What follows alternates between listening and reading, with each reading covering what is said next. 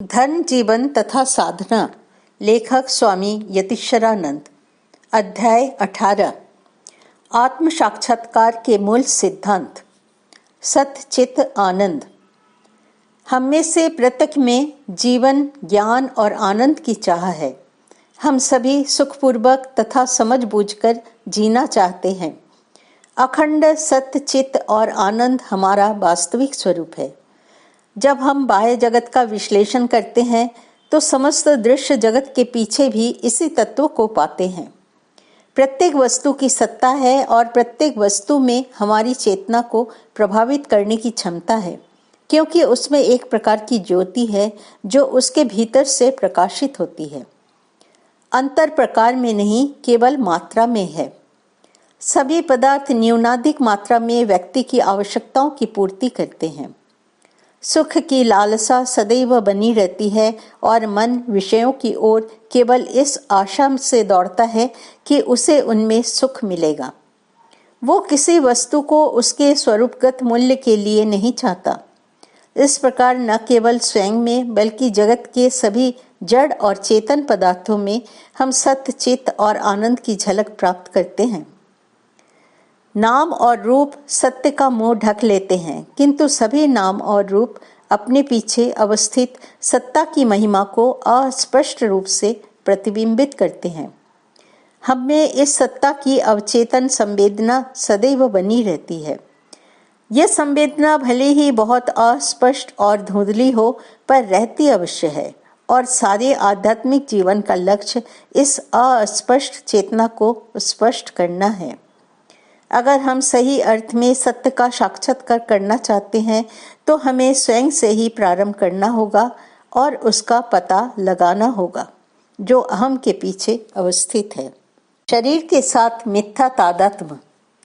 जब तक मिथ्या तादात्म्य और व्यक्तित्व का मिथ्या भाव बना हुआ है, तब तक परमेश्वर के सत्य का साक्षात्कार नहीं हो सकता।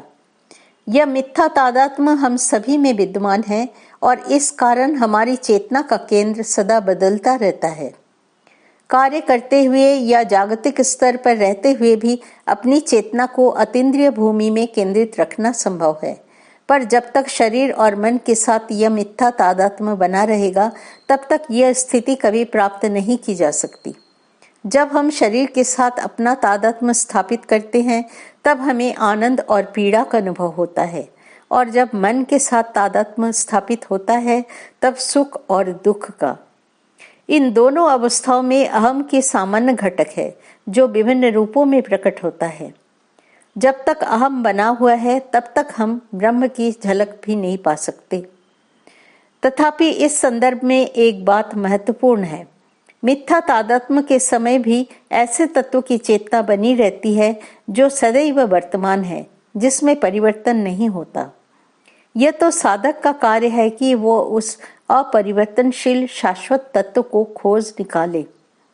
संत का कोई भी विचार बिना अनंत के विचार के, भले ही वो कितना ही अस्पष्ट क्यों न हो, संभव नहीं है।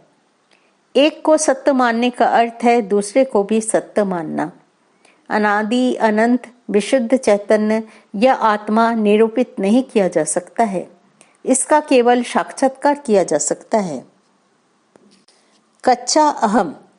क्या ब्रह्म का अनुभव किया जा सकता है अथवा वो असंवेद्य है? क्या उसकी प्रतीति हमें हो सकती है? जब तक हमें अपने अलग व्यक्तित्व का बोध है और प्रपंच को हम सत्य समझते हैं, तब तक ब्रह्म का अनुभव नहीं हो सकता। जब तक जगत की सत्यता का मिथ्या बोध बना हुआ है, तब तक हमारी चेतना का केंद्र हरदम बदलता रहता है। कभी हम अपने को देह से एक रूप समझते हैं और कहते हैं, मुझे चोट लगी है, मेरा शरीर यहाँ पर दुख रहा है, तो कभी मन हमारी चेतना का केंद्र हो जाता है और हम अपने को उससे एक रूप समझते हुए कह उठते हैं, अमुक व्यक्ति ने मेरे प्रति अशिष्ट व्यवहार किया है, मैं बड़ा चिंतित हूँ, मुझे दुख है, मुझे इसमें रुचि है। मनुष्यों और पदार्थों के साथ यह तादात्म्य भ्रममूलक है। मैं का भाव ही इन सब की जड़ है। यह मैं ही हरदम भिन्न भिन्न रूपों में आता रहता है। जब तक यह अहम भाव, यह मैं बना है, तब तक ब्रह्म को झलक नहीं मिल सकती। परंतु यहाँ एक बात स्मरणीय है, वो यह कि इस भ्रमात्मक तादात्म्य के बीच भी हमें ऐसी सत्ता का बोध होता है जो सर्वकाल में है, नित्य है। इस गलत मैं के पीछे ऐसा कुछ है जिसमें परिवर्तन नहीं होता, और यह साधक के लिए आवश्यक है कि वो इस अपरिवर्तनशील सत्ता को जान ले। हर व्यक्ति चिरकाल तक जीवित रहना चाहता है। यहाँ तक कि जो लोग आत्मघात कर लेते हैं वे भी वास्तव में जीवन से छुटकारा नहीं पाना चाहते, बल्कि वे जीवन की दुश्चिंताओं और झंझटों से मुक्त होना चाहते हैं। वे असल में सुखपूर्ण जीवन की कामना करते हैं, जीवन शून्यता की नहीं। हम शाश्वत काल तक सुखपूर्वक बने रहना चाहते हैं। कोई पत्थर या काठ के समान नित्य जीवन की कामना नहीं करता, बल्कि बौद्धिक रूप से सजग रहकर शाश्वत जीवन का भोग करना चाहता है। अतः तात्पर्य यह है कि कोई भी व्यक्ति दुख और कष्टों से भरे जीवन को काम्य नहीं मानता। तथापि यह भी सत्य है कि जीवन के सुखोपभोगों की अतिशय लालसा मनुष्य का आत्मघात करा देती है। हर व्यक्ति में शांति, आनंद और मुक्ति की चाह हरदम बनी हुई है। हम में से कोई भी दुश्चिंताओं और जिम्मेदारियों से पीड़ित नहीं होना चाहता। हम बहुधा उपाधियों के साथ अपना तादात्म्य स्थापित कर लेते हैं। हम कहते हैं और सोचते हैं कि हम मोटे हैं, हम दुबले हैं, हम चतुर हैं, हम निर्धन हैं, हम धनी हैं, हम बैठते हैं, हम चलते हैं, हम अंधे हैं, हम बहरे हैं या मूक हैं, हम पुरुष हैं, हम स्त्री हैं, आदि आदि। अथवा हम अपने मनोरूपी सरोवर में उठने वाली किसी वृत्ति के साथ एक रूप हो जाते हैं। यह गलत है। कुछ लोग आत्मा के अस्तित्व पर संदेह कर सकते हैं और कहते हैं, शंकराचार्य ऐसे लोगों के लिए कहते हैं, यदि तुम अपने अस्तित्व पर भी संदेह करो तो जो संदेह कर रहा है उसका अस्तित्व तो मानना ही पड़ेगा। यह संदेह करने वाला तुम्हारी आत्मा से भिन्न नहीं है। डेकार्टे ने कहा था, कॉगिटो एर्गो सम, अर्थात मैं सोचता हूँ इसलिए मैं हूँ। शंकराचार्य कहते हैं, चूंकि मैं हूँ इसलिए मेरे लिए सोचना संभव होता है। माया और ब्रह्म। मन तो जड़ वस्तु मात्र है, इसलिए हमें दृढ़ता, निष्ठुरता एवं कठोरता से उसका नियंत्रण करना चाहिए। उससे अथवा उसके विकारों से हमें अपना तादात्म्य नहीं जोड़ना चाहिए। आत्मा मन के प्रत्येक कार्यकलाप का साक्षी है, वो इससे भिन्न और इसका स्वामी है। अपने मन को पूर्णतः वश में करने में समय लगता है और ब्रह्म से अभिन्नता बोध होने में तो और भी अधिक समय लगता है। अतः साधक को अनंत धैर्य रखना चाहिए। देश, काल और निमित्त के रंगीन कांच में से मन के द्वारा दिखने वाला ब्रह्म ही संसार के रूप से प्रतिभाषित हो रहा है। जर्मन दार्शनिक कांट भी कहते हैं कि हम देश, काल और निमित्त के माध्यम से ही सत्य को जान सकते हैं। उसका यथार्थ स्वरूप हमें अज्ञात ही रह जाता है। कांट का एवं विद कथन उचित ही है, किंतु वे यह नहीं जानते कि देश, काल और निमित्त के परे कैसे जाया जाए। पर उपनिषद के ऋषिगण यह जानते हैं। वे कहते हैं कि यह देश, काल और निमित्त भी माया है। यदि हम माया के परे जाएं तो हमारी अनुभूति इससे भिन्न होगी। यदि हम पारमार्थिक सत्य को क से संबोधित करें तो व्यावहारिक सत्य होगा माया जोड़ का। कांट यह नहीं कहते कि क या सत्य जैसा है वैसा ही देखा जाना या जाना जा सकता है, परंतु औपनिषदिक आचार्यों के विषय में सत्य के सभी साधकों के लिए इस सत्य को उसके अपने यथार्थ स्वरूप में जान लेना ही आदर्श है। माया के दो पक्ष। माया के दो पक्ष हैं। एक है उसकी आवरण शक्ति जो मनुष्य की बुद्धि को आच्छादित कर देती है, और दूसरी है उसके विक्षेप शक्ति। दोनों ही आच्छादन है। माया अपने अविद्या रूप में बुद्धि को आच्छादित कर नश्वर वस्तुओं के प्रति आसक्ति और राग उत्पन्न करती है, और अपने विद्या रूप में अनासक्ति, प्रार्थना और ध्यान की वृत्ति को पुष्ट कर हमें ज्ञान लाभ करने और मुक्ति पाने में सहायता करती है। अविद्या माया हमें अधिकाधिक बद्ध करती है, जबकि विद्या माया हमारे बंधन काटकर अपने को पार करने का तथा आत्मानुभूति करने का मार्ग प्रदर्शित करती है। जो हमें बांधती है और जो मुक्त करती है, वे दोनों के दोनों व्यवहारिक जगत में हैं और माया के ही राज्य में हैं। पारमार्थिक दृष्टि से दोनों ही असत्य है।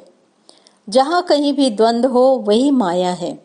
एक दृष्टिकोण से शुभ से अशुभ का अस्तित्व कहीं अधिक है, परंतु शुभाशुभ दोनों सदैव एक साथ विद्यमान है। यदि तुम शुभ चाहते हो तो तुम्हें अशुभ भी लेना होगा, अन्यथा दोनों को पार कर जाना होगा और एक को भी नहीं लेना होगा।